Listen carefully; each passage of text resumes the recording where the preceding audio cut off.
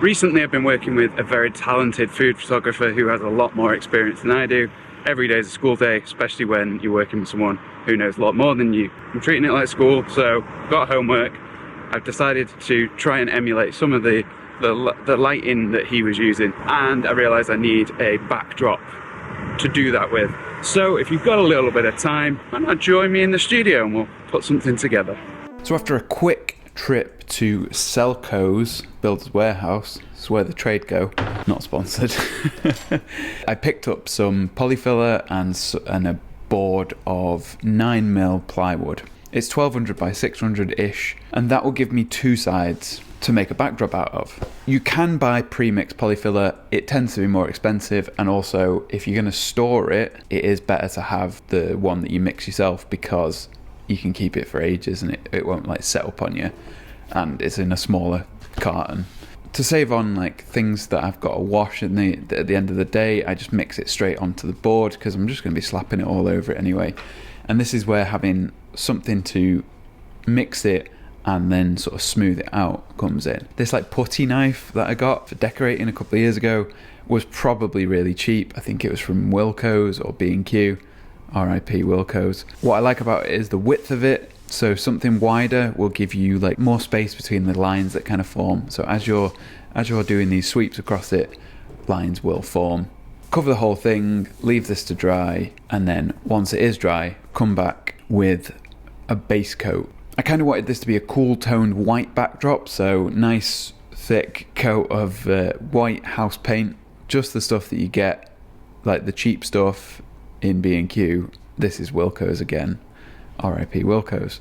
Leave this to dry. Thinking about it, like I said, I wanted this to be a light backdrop. If you're doing a darker one, you can use a grey, like use a mid-grey or use a black, and then you can add light colours on top of that. With the grey, you can kind of go either way. Once the white's dried, I kind of come in and this didn't quite work. I wet down some blue acrylic paint with loads of water and just use a brush to kind of start working that into the crevices and then wiping it off.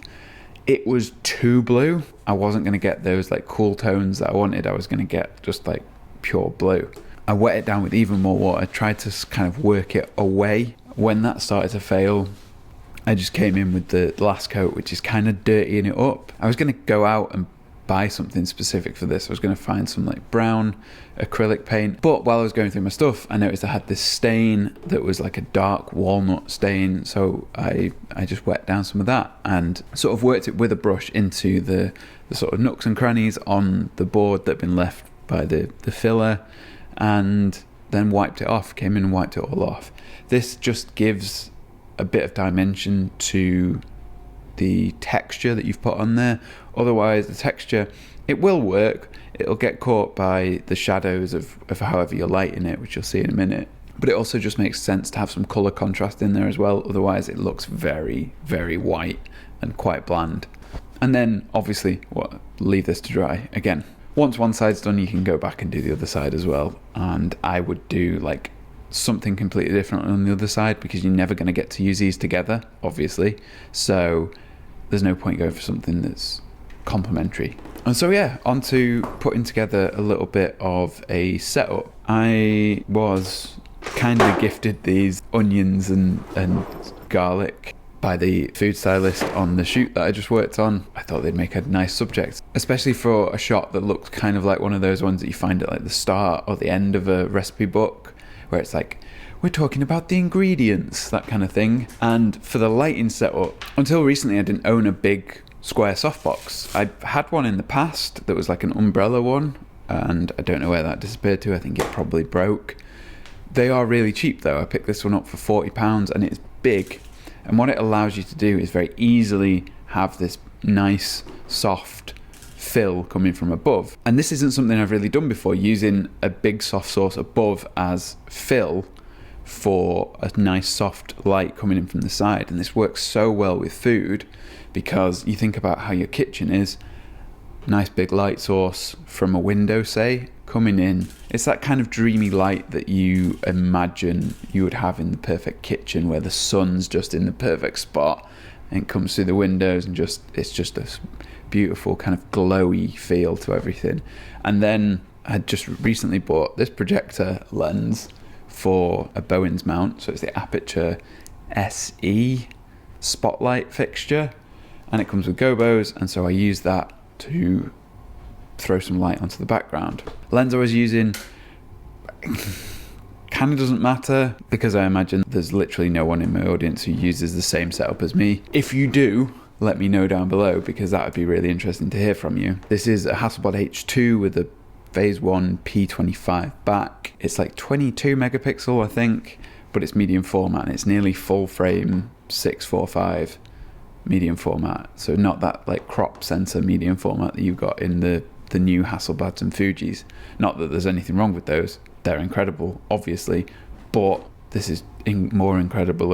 And it was the photographer that I've just been working for who gave me the confidence to kind of go back shooting on this, because I'd kind of given up on it, because I was on a shoot, I'd taken it with me, and someone was like, what are you using that for? That's really old. And I was like, no, I'm sorry.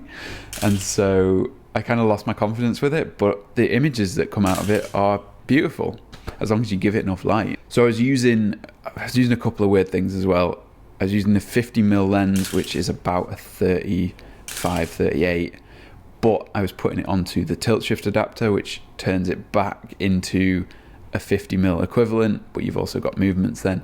So I was effectively using a 50mm, and then the 150mm is the equivalent of like 100 and something, 105 or something like that.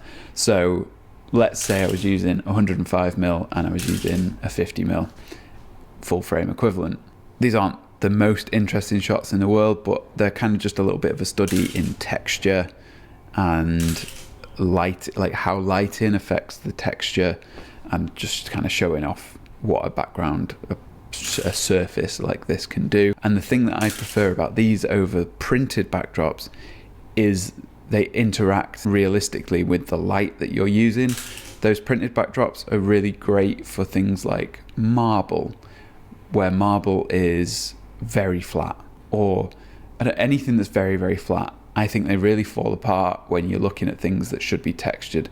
I've seen ones that are slate or ones that are wood, and unless it's supposed to be like a nice polished wood, if it's meant to be something that's like got grooves in it, you really don't get the right effect with the lighting all the time. And so especially things like this, where there's subtle texture lifted up from the surface, I think it's well worth trying to make something like this. This cost me 15 quid.